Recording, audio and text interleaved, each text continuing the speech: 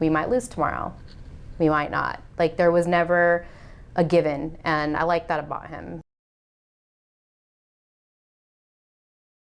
When you see a game like this, when Christian doesn't win, what are your initial feelings? Today would have been, if they would have won today, then they could kind of relax. They have some hard games coming up, and it would have been, it's nice to see them when they relax and they're having a good time. And I think this was a winnable game, so it's kind of disappointing.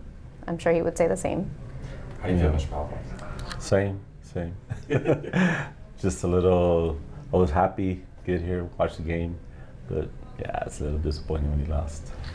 After matches, what's your thought process on talking to Christian? Do you think about talking about the game? Do you think about just cheering him up? What do you normally do after games? With Christian, I kind of let him direct it and him lead, and sometimes he wants to talk about it, and sometimes he absolutely doesn't. Yeah. So it's just we let him kind of lead there. See how he wants to do it. Mm-hmm. What has been in the game, or like a game related, Mr. Palafox? What has been one of the conversations that you had with Christian? Yeah. Just keep struggling, keep fighting, move forward. Felt good. How about for you, Ms. Palafox? There's been a few times, and the most recent that I could think about was like in New Jersey, when they were on that roll, and to see them just keep progressing, and every day we didn't know what was going to happen. And Christian relayed that to us too, like, hey, we might lose tomorrow. We might not. Like, there was never a given, and I like that about him, that he doesn't just assume he's going to win. He wants to win. He believes he can win, but he never just says, this is what's going to happen. And the same in Korea.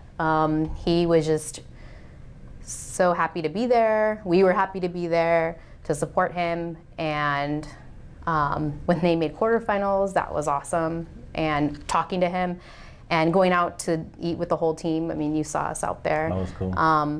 You were there for that really great, like after they had won and beating G2 and all that, and just to hear him and to be able to talk to him and ask how he was feeling, and just kind of, sometimes I'd give him advice about that, but he's got it. Yeah.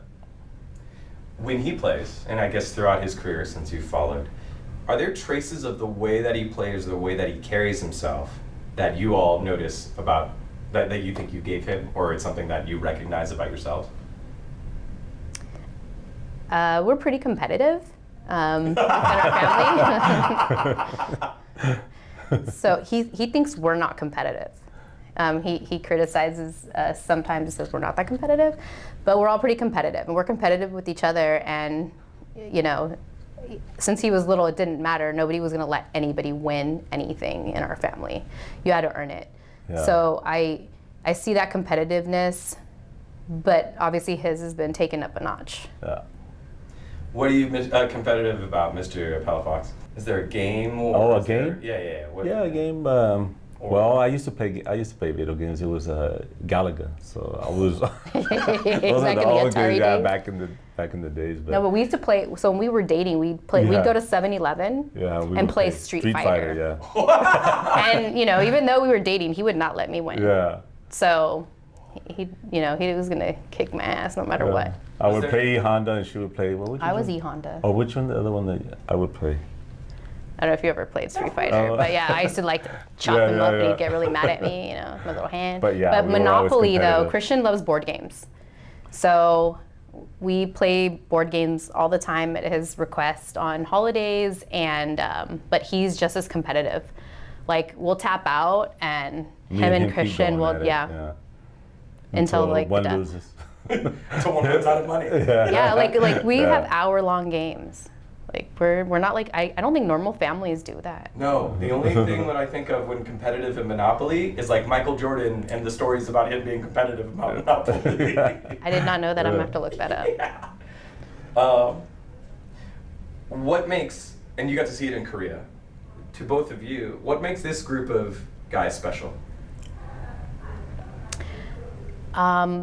They're just, we got to know them more, even though Christian has played with Nishib with Dokla since Optic, and they've known each other even since before that.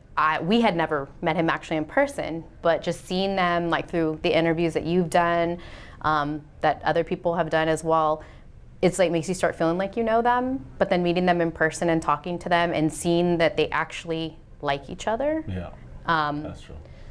Like yeah, the connection. Their connection, Yeah. it is pretty strong. And even I was wondering like how they'd be with Huhi coming in, but then he had a connection with most of them previously.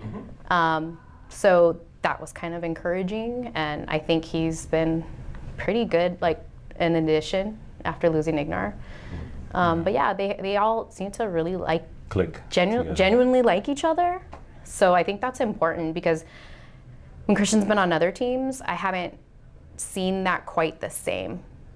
Actually, I've never seen it. I mean, I've seen him with some teammates, like he'd click here and there, but there never seemed to be something that was more across the board like these guys.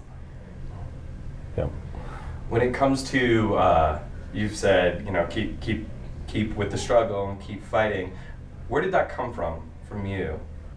I've always had to fight and struggle and come out ahead if it's Yeah, I just have to struggle. Was that you fall down and you just keep going and. Yeah. Well, coming from immigrant parents also. Yeah, that's true. And not having anything coming into this country, I think that's a really. I think we've instilled that into our kids about. Yes, we have. The struggle and always hustle. So always hustle. So yeah. So when you have to, you have to come on ahead. You have to fight. Yeah. And if you fall down, you just keep getting back up. Fall down, keep getting back up. Fall down, keep getting back up. It's happened a couple of times to me, but just keep doing it. Yeah. And eventually it'll pay off. What message do you have for this season, this spring season, as reigning champs, kind of having an up and down season right before playoffs? What message do you have for Christian?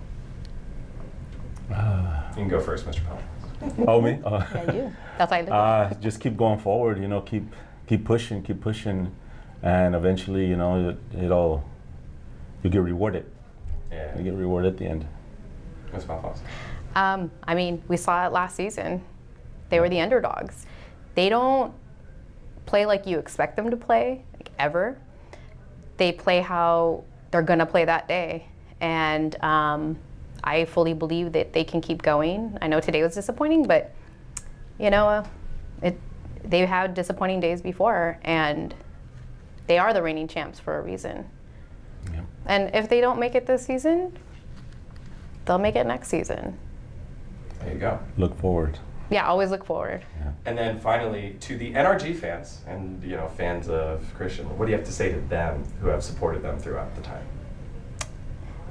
I would just say thank you. I'm one of those people, maybe stupidly, who goes on Reddit and and looking on Twitter, things like that, and I'll see messages, and there's been some really awesome fans, and I think that it's always encouraging to see positive messages. And so I'm glad that there's people out there that support them, win or lose, because somebody's always got to lose.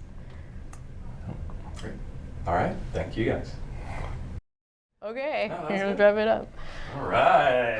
You're on the interview now. I know. You did good, babe. You did great. I put you on the spot a lot.